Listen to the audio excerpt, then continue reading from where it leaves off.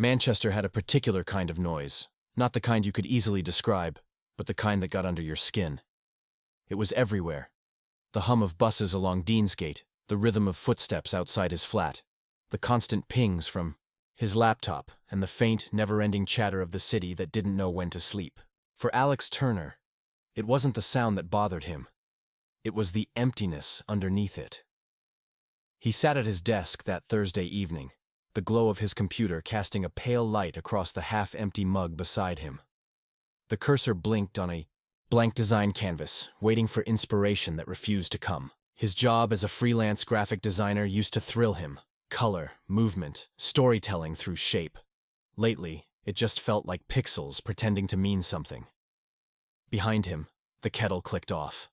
Ryan shuffled into the kitchen, phone still in hand, half listening to a conference call about some corporate event in London. Back-to-back meetings tomorrow, Ryan muttered, scrolling. Don't wait up. Alex managed a soft, all right, though his voice barely carried across the room. That was how they spoke now, like two people sharing the same postcode, but not the same life. 5 years together, yet the distance between their words felt greater than the miles of city streets below them. Alex stared at Ryan's back for a moment, trying to remember when conversation had turned into background noise. There was no fight, no dramatic rupture, just quiet, the kind that settled into the corners of the flat and refused to leave. He looked around at the life they'd built. 2 desks pushed against opposite walls, plants that wilted faster than they were replaced, pictures from holidays that felt like another lifetime. He could still see the smile Ryan used to wear when they explored places together, when the world felt wider. Now, it was as if the walls had closed in. He shut his laptop and exhaled slowly. The silence that followed wasn't peaceful. It was thick, heavy. He needed air. Outside, the evening had cooled. Rain glistened on the cobblestones, reflecting the golden haze of streetlights. He walked aimlessly, past cafes closing for the night, and the faint buzz of laughter spilling from pubs. He passed, people rushing home, couples holding hands, faces lit by phone screens, all of them absorbed in their own noise. He found himself stopping beneath the large glass window of a travel agency, a remnant of a different time, surrounded by sleek tech stores. In the display, a poster caught his eye. Disconnect to reconnect. Weekend nature retreat, Cotswolds National Park. It showed a winding path through tall trees, a lake shimmering in the background. Just looking at it made something inside him loosen. A small, wordless ache. He stepped closer, reading the fine print. 2 nights, guided hikes, digital detox, no reception, no screens. He almost laughed. It sounded like a cruel joke. Him, without his phone, without the hum of Wi-Fi or the comfort of distraction. But maybe that was exactly what he needed. By the time he returned home, the flat was dark, except for the blue light seeping from the bedroom. Ryan was already half asleep, his phone charging beside him. Alex stood in the doorway for a long moment, watching the gentle rise and fall of his chest, wondering how something could look so familiar and feel so distant. He opened his laptop, quietly, and booked the retreat before he could talk himself out of it. 2 nights away. One small escape. The following Saturday, he stood outside a small countryside visitor center in Chipping Norton, suitcase in hand, the air brisk and sharp with the scent of pine and wet grass. The city already felt like another world, its noise replaced by birdsong and the soft rustle of wind through leaves. There were only a handful of people gathered, a group of women chatting quietly, a retired couple with hiking poles, and a tall man in a forest green jacket standing beside a sign marked Cotswolds Nature Reserve. Ranger in charge, Marcus Hale. The man turned at the sound of approaching footsteps, and Alex felt something shift. Not attraction exactly, but recognition. The kind that comes from meeting someone who carries peace the way others carry tension. "Morning," the man said, extending a hand. "Marcus Hale. You must be Alex." Alex shook it, a little awkwardly. "Is it that obvious?" Marcus smiled. "You've got the city look. Phones, wires, that invisible rush behind the eyes. Don't worry, the woods tend to fix that." There was a calmness in his voice, low even, grounded, the sort of tone that made the noise in Alex's head pause for a beat. Marcus gave a short briefing about the trail, safety notes, and the plan for the day. The group began their hike soon after, moving single file into the shade of towering beech trees. The deeper they went, the quieter it became. The sound of tires and chatter faded until all that remained was the steady rhythm of boots against soft soil and the occasional call of a robin. Alex walked near the back, breathing in the scent of damp earth. Each step felt like peeling away a layer of tension he hadn't known he was carrying. His mind, usually a constant hum of deadlines and conversations, began to still. Marcus led the group with unhurried certainty. Every so often, he would pause, to point something out. A cluster of mushrooms growing in the hollow of a tree, the delicate pattern of moss on a stone, a fallen feather catching light. He spoke with quiet enthusiasm, never too much, never forced. Alex found himself listening less to the words and more to the way Marcus spoke, measured, gentle, like someone who had nothing to prove.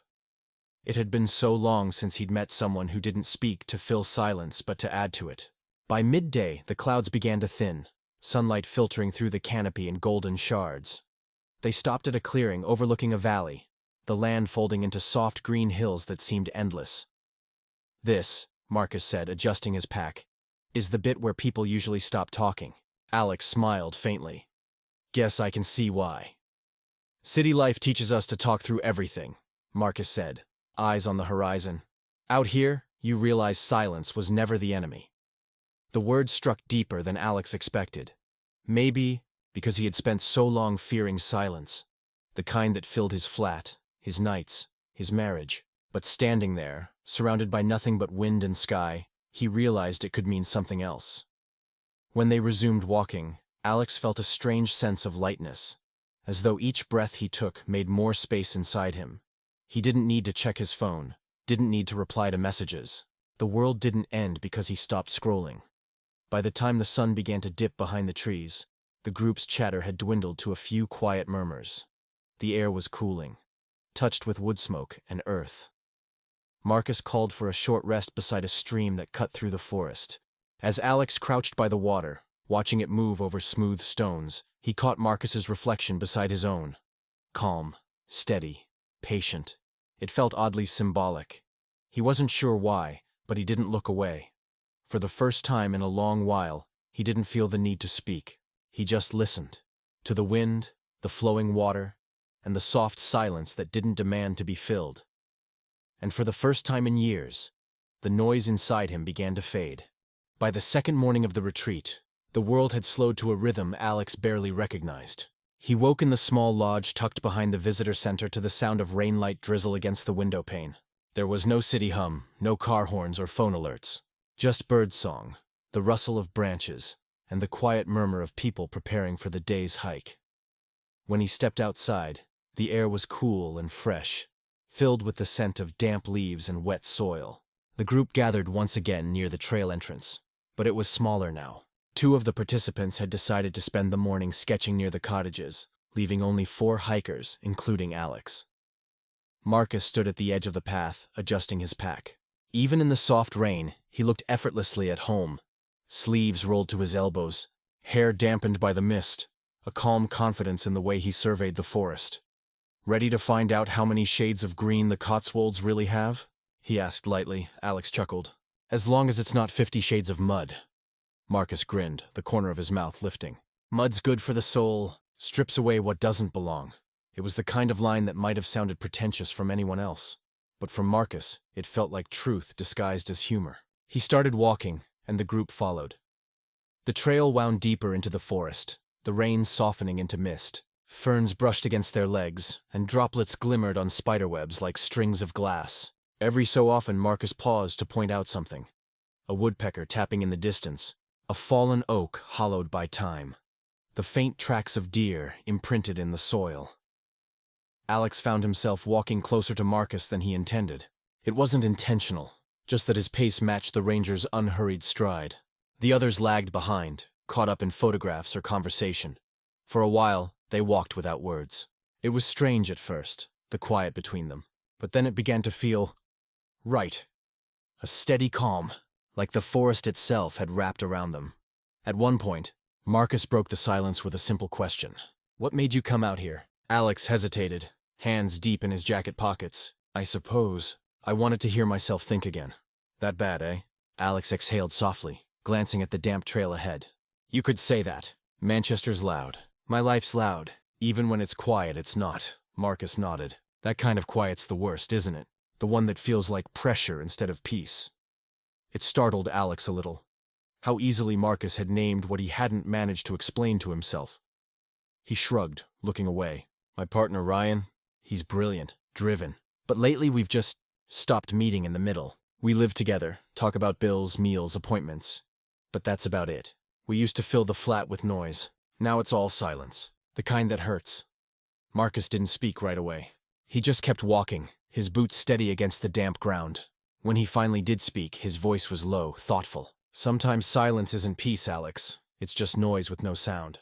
The words lingered between them like mist. Alex felt them settle deep inside. Uncomfortable, but true. They reached a ridge that overlooked a small lake nestled in the valley below. The water gleamed gray-blue beneath the overcast sky, its surface still except for the occasional ripple from a drifting leaf. Marcus stopped, setting his pack down with a quiet sigh. Let's take a break, he said. Scenery like this deserves more than a passing glance. He poured steaming coffee from a flask, offering a cup to Alex. Their fingers brushed briefly. A small, unremarkable touch, but something about it sent warmth through him that wasn't just from the drink. They sat on a fallen log, the lake stretching out before them, framed by tall, silver birches. For a while, they spoke of small things, where they'd grown up, their work, odd facts about trees and stars. Marcus told him about his years working as a ranger, the isolation, the storms, the long nights in old cabins with nothing but the sound of owls for company. Doesn't it ever get lonely? Alex asked. Marcus smiled faintly. Sometimes, but then sometimes people mistake solitude for loneliness. Out here, everything talks, just not in words. Alex followed his gaze across the lake, where the wind painted ripples in widening circles. You make it sound poetic. It's not poetry, Marcus said. It's listening. There was something in the way he said it. Quiet, matter of fact, but weighted with meaning. It made Alex realize how long it had been since anyone had truly listened to him, not just waited for their turn to speak. The conversation shifted without effort, flowing naturally between them. Marcus's stories were simple but vivid. The night he guided lost hikers through fog. The morning he found a family of foxes asleep on his porch. The strange peace of watching dawn alone. Alex, in turn, shared parts of himself he hadn't planned to. His art, his restlessness, the creative spark he'd lost somewhere between client deadlines and quiet dinners with Ryan. When he spoke, Marcus didn't interrupt or offer platitudes. He just listened, the way the forest did, patient, still, understanding. Eventually, their words faded into silence, the kind that didn't sting or weigh heavy, just comfortable, full of unspoken connection. The rain had stopped entirely, and shafts of sunlight began piercing the gray, scattering gold across the water. Alex breathed deeply. You were right, he murmured. About what? Silence. It feels different out here. Marcus glanced at him, one corner of his mouth lifting. Told you. The woods slow you down until all that's left is what's real. Alex looked out across the lake again, feeling something stir in him. Not desire, not yet. Something quieter. Like recognition. The world had become still enough for him to notice the beating of his own heart again. By late afternoon, the rest of the group decided to head back early. The clouds were gathering again, low and heavy with the promise of rain. Marcus checked the time, then turned to Alex. We're a fair bit out. Could push back now, but the light'll fade fast. There's an old ranger's cabin not far from here. Dry roof, firewood, and a decent view if you don't mind rustic. Alex hesitated only a moment. Sounds better than trudging through a downpour. Marcus smiled knowingly. Good choice. They set off together, their pace easy. Conversation lighter now. Teasing. Relaxed. Marcus had a subtle humor that emerged in small flashes, quick remarks that made Alex laugh more than he'd expected to. When the first drops began to fall, they were already near the edge of the valley. Marcus pointed ahead, a narrow path that disappeared into trees. Cabins just there. The rain quickened, turning into a steady patter. They ducked beneath the canopy, branches dripping above them. Alex stumbled once on a patch of mud, and before he could catch himself, Marcus's hand shot out, gripping his arm firmly. Careful, Marcus said, steadying him. For a second, their eyes met.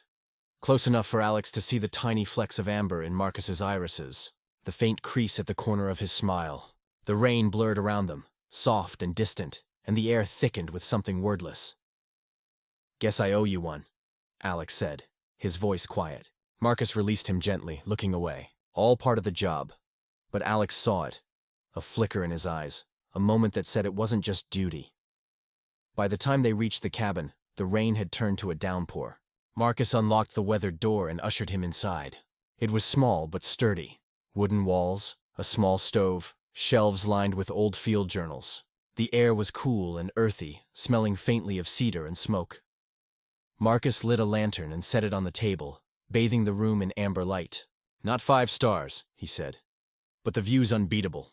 Alex smiled, shaking the rain from his hair. "I'll take dry over luxury any day." Marcus looked over his shoulder with that same calm expression. "Good. Then you'll fit right in here." He turned to stir the fire, coaxing the first sparks to life.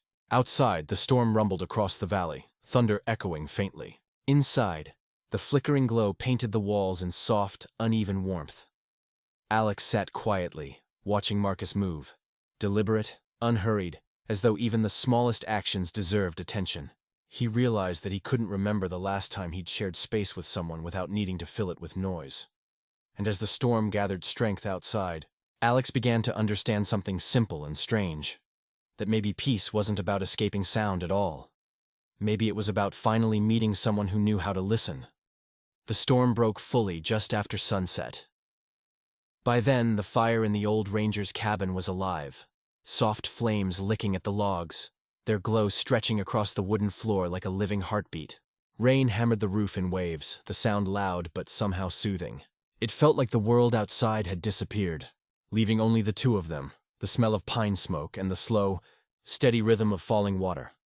Marcus busied himself near the small iron stove, unpacking a few supplies from his rucksack. Tins, bread, a flask. "We won't starve, at least," he said, his tone light, though his movements carried a quiet certainty. Alex sat on the bench by the wall, watching. "You do this often? More than you'd think." Marcus opened a tin of soup and poured it into a small pot. "Storms come and go. Out here, you learn to stop fighting them." Alex tilted his head. "And just sit through it?" Marcus smiled faintly. "Something like that. Nature decides when you stop moving. Sometimes that's not such a bad thing." The room filled with the gentle hiss of heating soup. The lantern on the table flickered, its glow softening the lines of Marcus's face. Calm, focused, yet unreadable. Alex tried not to stare but found his gaze returning again and again, drawn to the quiet steadiness that surrounded him like a second skin. When Marcus handed him a bowl, Alex's fingers brushed his, fleeting, accidental, but it sent a shiver through him. The soup was simple, hearty, and exactly what he hadn't realized he needed. They ate in silence for a while, the crackle of the fire filling the space where words might have gone. The silence wasn't heavy. It was comfortable, grounding. After a few minutes, Marcus broke it. "You said before you came out here to hear yourself think again. You found what you were looking for yet?" Alex looked down at his bowl, swirling the spoon absently. "I think I found the noise I was running from." Marcus leaned back, elbows on his knees. "Meaning?" Alex hesitated, searching for words. "I thought the quiet between me and Ryan was peace at first. You know? Like we'd finally grown up, settled down. But it wasn't peace. It was just distance with no arguments. We stopped talking about the things that mattered." "That's how it happens," Marcus said quietly. "You wake up one day and realize you've both gone quiet. Not because there's nothing to say, but because saying it might break something." Alex looked up, startled by the accuracy of it. "Yes," he said softly. "Exactly that." Marcus's expression was thoughtful. "You still love him?" "I do," Alex said without hesitation. Then, after a pause, "But I think I love the memory of what we were more than the version of us now." Marcus nodded slowly, as if he understood in ways he didn't need to explain. They fell silent again. Outside, thunder rolled across the valley, low, distant, like the earth itself exhaling. Alex set his bowl down. "You ever had that happen? Loving someone and then not knowing how to find your way back?" Marcus gave a soft laugh, though it carried no humor. "Once, a long time ago." He didn't elaborate, and Alex didn't press. The fire crackled between them, a quiet witness to what didn't need to be said. Marcus rose to add another log. His movements were slow, deliberate, the kind of patience that comes from being alone for too long. Alex found himself studying the curve of his shoulders beneath the worn jumper. The way his fingers brushed against the wood, there was something grounding about him. Something that made Alex feel both calm and unsteady at once. "I don't know what I expected coming here," Alex murmured. "Maybe I thought if I disappeared for a weekend I'd come back fixed." Marcus turned to him, leaning against the mantel. The firelight flickered across his face, turning his eyes amber. "You don't fix yourself in a weekend. You just start listening again." Alex smiled faintly. "You make it sound easy." "It's not," Marcus said. "It's messy. Painful sometimes, but necessary." Lightning flashed outside, followed by a rumble that seemed to shake the cabin's bones. For a moment, the lantern light flickered, and both of them looked up instinctively. When it steadied again, Marcus gave a small nod. "Still holding. Do you ever get scared out here alone during storms like this?" Alex asked. Marcus smiled, his gaze distant. "Used to. Now I just remind myself that storms end." "Everything does." That thought lingered. Alex watched the fire, letting the silence fill him. For once it didn't ache, it felt alive. After a while, Marcus reached for his notebook from the shelf. A small, weathered sketchpad bound in leather. He sat back down, flipping it open. "You draw?" Alex asked. "Sometimes," Marcus said, his pencil moving quickly, confidently. "Just little things. Helps me remember what I see. Can I?" Alex gestured to the book. Marcus handed it over without hesitation. The page showed a rough but beautiful sketch of the lake they'd stopped at earlier. The ripples captured with careful shading, the trees bending slightly as if caught mid-breath. "You're good," Alex said. Marcus gave a small shrug. "You just have to look long enough to notice the details." Alex looked up at him then. The words didn't feel like they were only about drawing. For a few seconds, neither of them moved. The storm raged on outside, rain hammering the roof, wind rattling the shutters. But in the golden stillness of the cabin, the world felt narrowed to just them, and the unspoken thing humming between their breaths. Alex set the notebook down gently. "Marcus." Marcus met his gaze, steady but unreadable. "Yeah?" Alex's throat felt dry. He wasn't sure why he said it, or what he wanted to mean by it, only that it rose from somewhere honest. "You make it hard to think straight." Marcus didn't look away. A faint smile touched his lips, but his voice was quiet when he replied. "Maybe you're finally starting to think honestly." The words hit deeper than they should have. The space between them thickened. Not uncomfortable, but charged. Not with something physical, but something alive. Alex looked away first, his pulse uneven. "Sorry," he murmured. "That was uncalled for." Marcus shook his head. "No, just true." Neither spoke for a long while after that. The storm began to ease, its fury softening into the gentle rhythm of drizzle. The fire burned lower, glowing like a heartbeat in the dim. Alex sat by the window, watching droplets trace paths down the glass. Behind him, Marcus tidied the small space, his movements quiet and sure. It struck Alex then how comfortable silence could be when shared with the right person. When Marcus finally spoke again, his voice was soft. "You should rest. We'll head back in the morning once it clears." Alex nodded, though he didn't move. "Will you sleep?" Marcus gave a quiet laugh. "Probably not. Old habit. The forest likes to whisper at night." Alex smiled, still watching the rain. "What does it say?" Marcus considered. "Mostly that we're smaller than we think we are.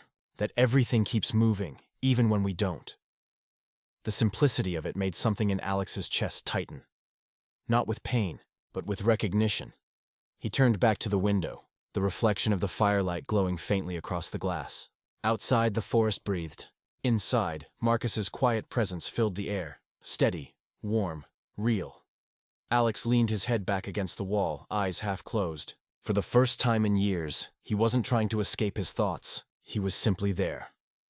When he finally drifted into sleep, the storm had faded to nothing more than a whisper, and the air was cool and clean. He dreamt of trees, of rain-slicked paths, of a calm voice saying, "Sometimes silence isn't the absence of sound, it's the presence of meaning."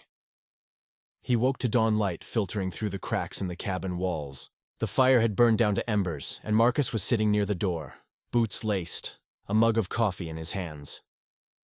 "Morning," Marcus said without turning. His voice was low, still soft from the night. "Looks like the storm's moved on." Alex rubbed his eyes, sitting up slowly. "It's quiet," Marcus smiled. "The forest's version of forgiveness." The world outside was fresh and washed clean, every leaf glistening under the pale light. The scent of wet earth drifted through the open door. Grounding, pure. As Marcus poured him a cup of coffee, Alex realized something simple but profound. The storm hadn't been just outside. It had been inside him all along, and now at last it had passed. By morning, the world outside the cabin had turned silver. Mist curled low over the treetops, soft and ghost-like, while dew clung to every blade of grass. The air was crisp, almost cold, but it carried a clarity that made Alex feel newly awake. Marcus had already tidied the space, blankets folded, mugs washed, rucksack packed. He moved with quiet efficiency, every gesture measured and calm. When he noticed Alex stirring, he looked up with a faint smile. "Morning," he said, his voice steady, gentle as always. "You sleep all right?" "Better than I expected," Alex murmured, stretching. "You?" Marcus shrugged lightly. "Didn't need much. Nights like that have their own rhythm. Hard to turn it off once you start listening." Alex smiled softly, the memory of rain and firelight still lingering in his mind. "Listening," he repeated. "Seems like that's what this place teaches you." "Exactly," Marcus said, handing him a mug of coffee. "Everything talks if you're quiet enough to hear it." They stepped outside together. The forest glistened in the pale dawn, droplets catching the light like beads of glass. The lake below shimmered faintly between the trees, its surface perfectly still. Alex stood for a moment, breathing in the scent of wet pine and cool air. "It's beautiful," he whispered. "It always is," Marcus replied. "Most people just forget to look." The simplicity of the words cut straight through him. Maybe that was all it had ever been, forgetting to look. At the world, at his life, at Ryan. After a quick breakfast of granola and fruit, they packed up and began the long walk back towards the trailhead. The path was slick but manageable, the ground soft beneath their boots. Birds darted between branches overhead, their songs echoing through the clearing. They didn't speak much, and they didn't need to. The silence was full, the kind that hummed with unspoken understanding. At one point, Alex glanced at Marcus walking slightly ahead, his shoulders relaxed, his pace steady. There was something about the way he moved through the world, not pushing against it, just existing within it, that made Alex realize how much of his own life had been spent rushing. Always doing, fixing, proving. He slowed his steps deliberately, matching the rhythm of the forest. Each breath felt easier, each sound sharper. They crossed a shallow stream, stepping carefully over slick stones. When Alex's foot slipped slightly, Marcus reached back instinctively, gripping his wrist. The touch was brief, practical, but it sent a small surge of warmth through him. When their eyes met, Marcus smiled. "Still got your city legs," Alex laughed. "Guess I do." "Don't worry," Marcus said lightly. "The woods don't hold grudges." They continued upward along a narrow ridge, the landscape opening wider with every step. The valley stretched out below them, washed clean by the storm, fields glimmering, trees whispering softly in the wind. It struck Alex how alive everything felt after the rain. Maybe storms weren't meant to destroy. Maybe they were just reminders that the world could begin again. After a while, Marcus stopped near a bend in the trail and turned to look out over the hills. "You know," he said, "most people come out here looking for escape, but they end up finding the parts of themselves they've been avoiding." Alex studied him, the words settling deep. "And what do you think I've been avoiding?" Marcus met his gaze. "Only you can answer that." Alex looked away, his chest tightening. He thought of Ryan, of the nights they'd spent in silence, both pretending it was comfort, of how he'd accepted distance as stability and noise as connection, of how easy it had been to stop seeing what was right in front of him. He didn't reply, and Marcus didn't press. They just stood there, the wind cool against their faces, the forest whispering all around them. By the time they reached the main road, the sun had climbed higher, burning through the last traces of mist. A small ranger's truck was parked near the gate, waiting to take Alex back to the visitor lodge. He hesitated, setting his backpack down. "So," he said quietly, "this is where we part ways." "For now," Marcus said, smiling faintly. Alex let out a soft laugh, though there was something heavier beneath it. "You've been more honest with me in 2 days than most people have in years. Maybe you just needed someone to listen," Marcus replied simply. They stood there for a moment, the world around them perfectly still, the kind of stillness that came after a storm. Clean, fragile, full of possibility. "I don't know what this was," Alex said, his voice low, "but I won't forget it." "You don't have to define it," Marcus said. "Just let it teach you something." Alex nodded slowly. "I will." When the truck pulled away, Marcus stayed where he was, hands tucked into his jacket pockets, watching until the road curved out of sight. Alex glanced back through the rear window once, and the last thing he saw was that calm figure framed by the trees. Steady, unmoving, as if he belonged to the land itself. Manchester greeted him with its usual noise. Cars, buses, hurried footsteps, and the faint hum of a city that never truly slept. But Alex felt different. He moved slower, breathed deeper. The noise no longer swallowed him whole. The flat felt familiar and strange all at once. Ryan was home early for once, laptop closed for the first time in weeks. When Alex walked in, Ryan looked up with a tentative smile. "How was it?" he asked. "The retreat?" Alex set his bag down gently. "Peaceful," he said, then paused. "But it made me realize how quiet we've become." "Not the good kind of quiet," Ryan's brow furrowed. "What do you mean?" Alex hesitated. He could have brushed it off, said he was just tired, that the trip had been fine. But he didn't want to go back to pretending.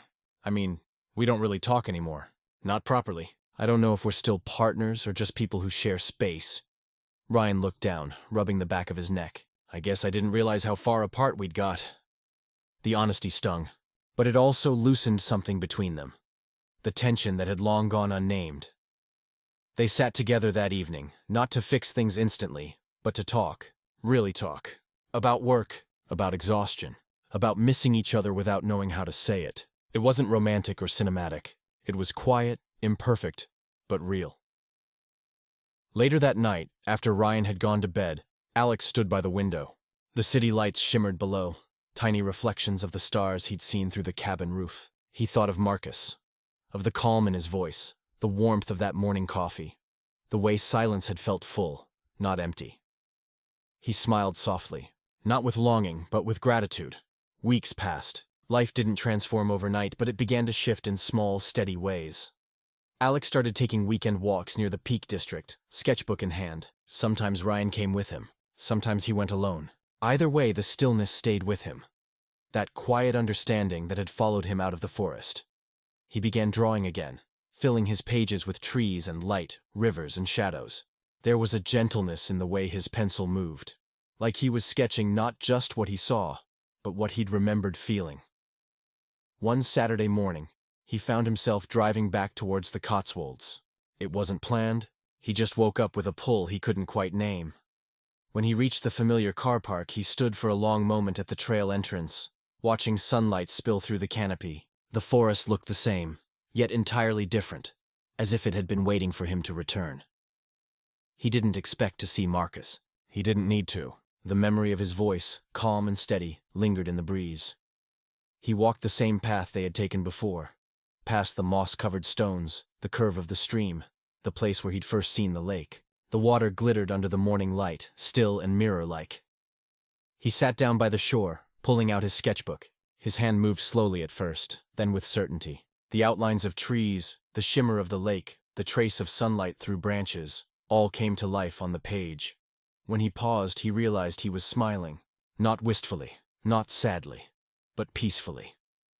He closed his eyes and listened, to the soft lap of water, the rustle of leaves, the distant call of a bird, and beneath it all, a deeper quiet, the kind that wasn't lonely, the kind that meant he'd come home to himself. Marcus's words echoed faintly in his mind. Sometimes silence isn't the absence of sound. It's the presence of meaning. Alex opened his eyes, looking at the reflection on the lake. His reflection. He finally understood. He hadn't gone into the woods to find someone else. He'd gone there to remember who he was, and this time, he knew he wouldn't get lost again.